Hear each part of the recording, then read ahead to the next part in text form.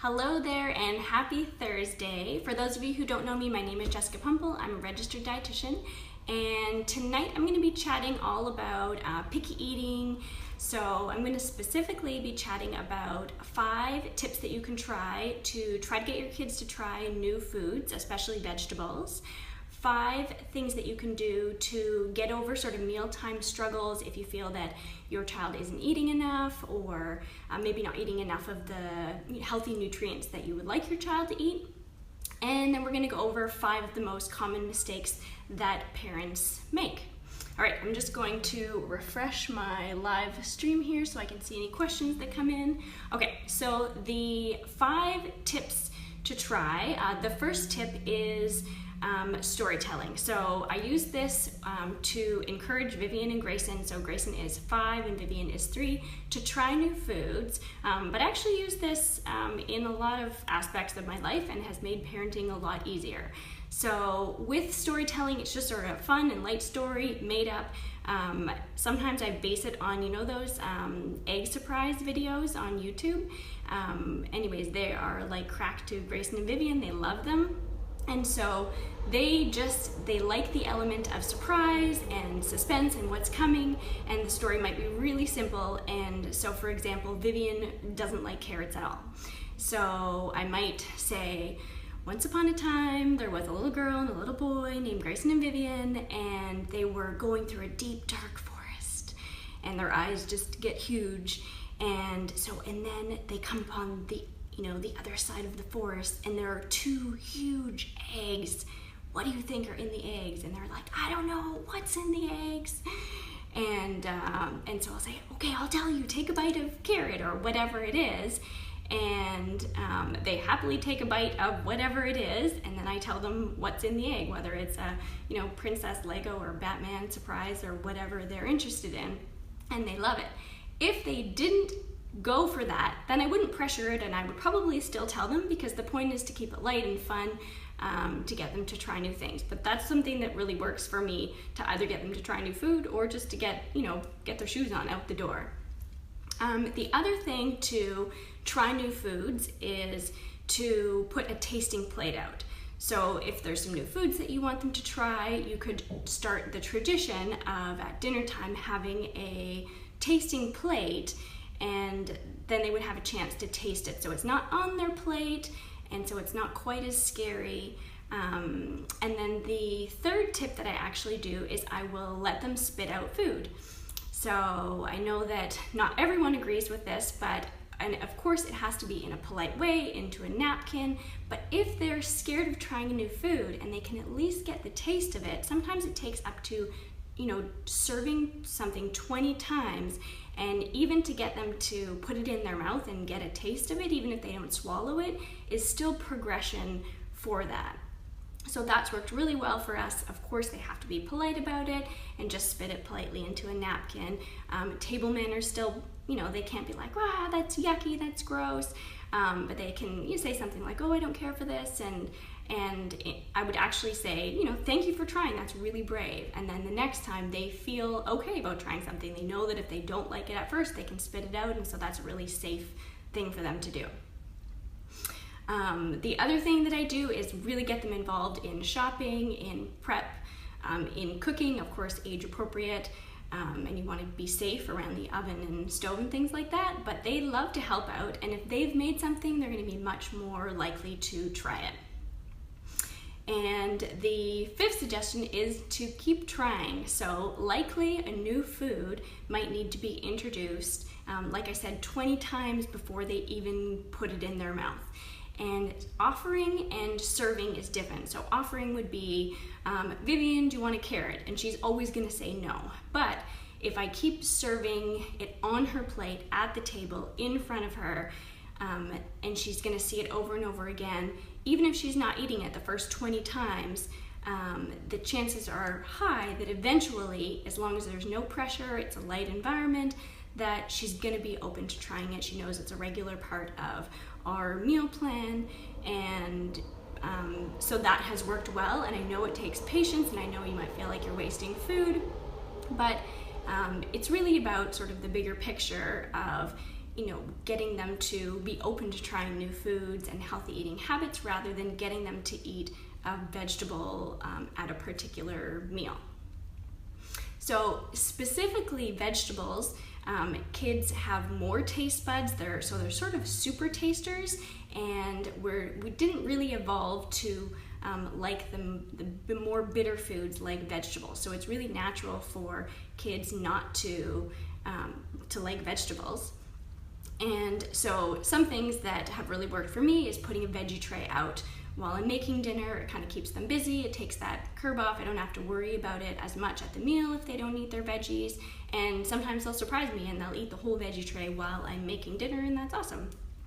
Sometimes we'll give the vegetables superhero names, whether it's Green Lantern broccoli or different superhero names, and they like to do that.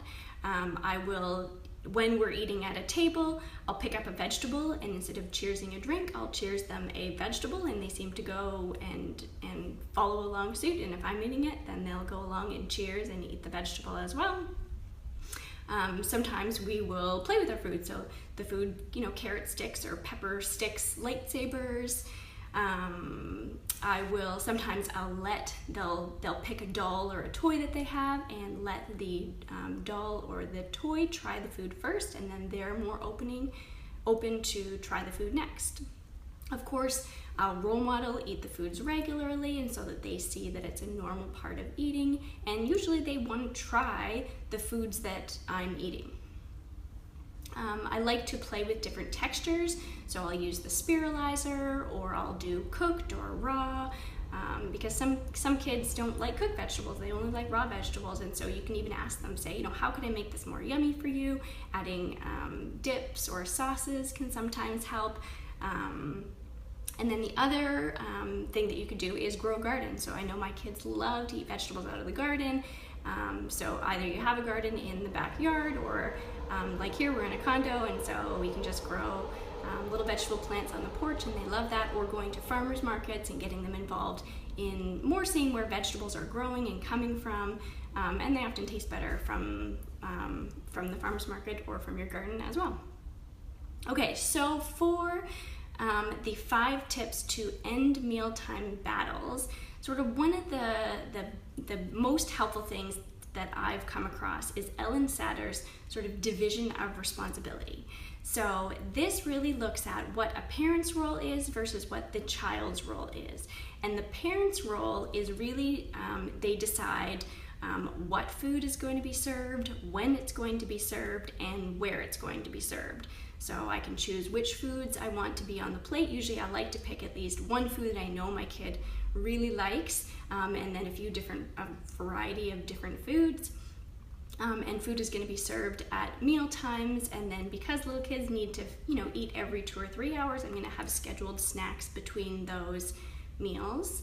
And the kids are going to decide if they eat and how much they eat. And they're going to decide which of the foods that they eat. And I know this is really hard to sort of wrap your head around, because we want kids to eat vegetables and we want them to eat a few of the different foods at each group, but actually it's quite normal for kids to mostly eat carbs at one meal, and then maybe have veggies for a snack, and then maybe only eat protein and a fruit at another meal. And it's sort of about what they're getting through the whole day, rather than making sure that they're getting everything at each meal. But usually you want, if you're more relaxed and really taking the pressure off, then they're going to develop these healthy habits and sort of a positive environment at mealtime. And you're able to sort of think bigger picture, which is sort of the next tip, is to not think about getting food in at any particular meal, because just like us, sometimes we feel more hungry, sometimes we're not as hungry, sometimes we forget it and we don't have a snack, or we miss a meal, or we're late for a meal because we're busy or we're not hungry. And kids are the same way, they're not always necessarily hungry, and so we want them to be intuitive. In our North American culture, it's not very common for malnutrition and stunted growth because of not getting enough nutrients. However, we really do struggle with chronic disease, excess weight, emotional eating. People have really, they sort of part of the clean plate club where you feel like you have to finish your plate, and really not being intuitive about when am I really hungry, why am I eating. And so we want to keep them intuitive, because kids are actually usually quite intuitive. If you've ever watched give a kid a dessert, and they'll only eat until they've had enough, and then they'll just run away and play and forget about it. So taking the pressure, knowing the division of responsibility and taking the pressure off and letting them do their job can really help. If you find in the beginning, especially if they're used to a different way of meal times, so if they're not eating enough, simply letting them know that the kitchen is open during mealtime or the scheduled snack time. This is the food that's available, and that's okay if they don't eat. I do make them come and sit up at the table and be part of the family, but they don't have to eat. But then the kitchen is going to be closed after. So they know that until the next scheduled meal or snack, there's not going to be any extra food, and so they're going to go hungry. And kids are really smart. They learn this really quickly, and so they know that if one night they're hungry because they didn't eat their dinner, then they're going to get the hang of that and know, well, I can't miss my dinner because I'm not going to get any food until the scheduled nighttime snack. Or if some kids, because they eat dinner fairly late and go to bed early, they don't get anything until the next morning. So of course the next tip is to make mealtime positive. So having the family sit down together, eating together. I find music really helps. I do take away distractions with it, which is the 5th tip. So no screens at the table, no toys to the table. I try to get them to sit comfortably. So if they're sitting, once they're out of their high chairs, sometimes it helps to get a footstool for them, and so that they can sit comfortably and they're not wiggling around and jumping up off the, down from the table and running around. But music really helps. Put on music, sit down with them, enjoy the meal with them, and it's sort of a positive, unpressured environment where they're free to try new foods and, encouraging them to eat until their tummy is full. Okay, so the most common mistakes that parents make are bribing, and this is a really tough one, and I don't do it perfectly at all, potty training, but really trying to get away from, if you eat your vegetables, then you get a dessert, or if you eat this, then you get to watch a TV show, or it's a short-term solution, but really doesn't set up for long-term healthy eating habits, and so you want to try to avoid this as often as possible. On the opposite side, you also want to avoid punishing. So if you don't eat your vegetables, then you don't get dessert, or you don't get to watch TV later, or you don't, whatever the punishment might be. This really doesn't sort of set a healthy relationship with food that we want to encourage. Shaming sometimes I see as well. So, I thought you were such a big boy, I thought you could eat better, or why don't you eat like your brother or sister? And this can be really hurtful, and again, not really cultivate that positive, light, healthy relationship with food. Short order cook. So I think, when a child isn't eating or they really don't like something, it's tempting, especially if it's something easy, to go and make something just so they'll eat. I know as a mom, I have a fear of my child being hungry, but again, if you get into this habit, they know you're going to do it, and they're not going to be open to trying the new foods, what everyone else is eating. And sort of kids like adults like what they're used to. So think about how you grew up and the foods that you grew up eating, and you get used to those foods, and as an adult you really enjoy those foods, and this goes between cultures as well. So whatever culture, that food you grew up eating, that's usually the food that you enjoy, and it's really hard to change it. Not that you can't change it and introduce new foods and get used to it and enjoy it, but whatever you feed your kid now is likely what they're going to enjoy eating later. And kind of one of the scary parts that's going on now is that for the first time ever, our children's life expectancy is actually supposed to be shorter than our generation. And so this has lots of reasons why, but one of it is the types of food that we're eating, the highly processed foods, the fast foods, and so we really want to be trying to serve healthy foods and getting kids used to trying new things and healthy foods and enjoying them.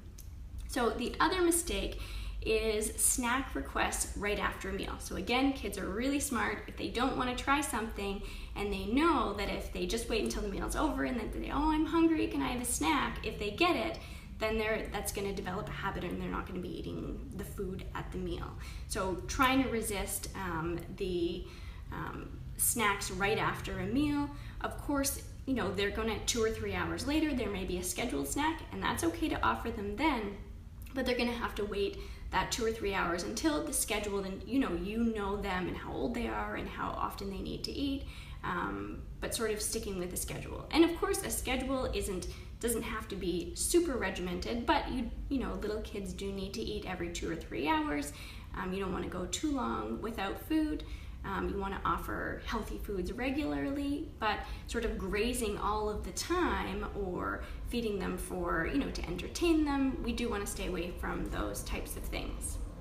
So if you have any questions about the things that we talked about today, we talked about 5 tips to try new foods, 5 tips to end mealtime battles, and the 5 most common sort of mistakes that parents make with children. Feel free to leave your questions in the comments below, and I will be back for my next Sunday live show. All right, everyone have a good couple of days. Bye.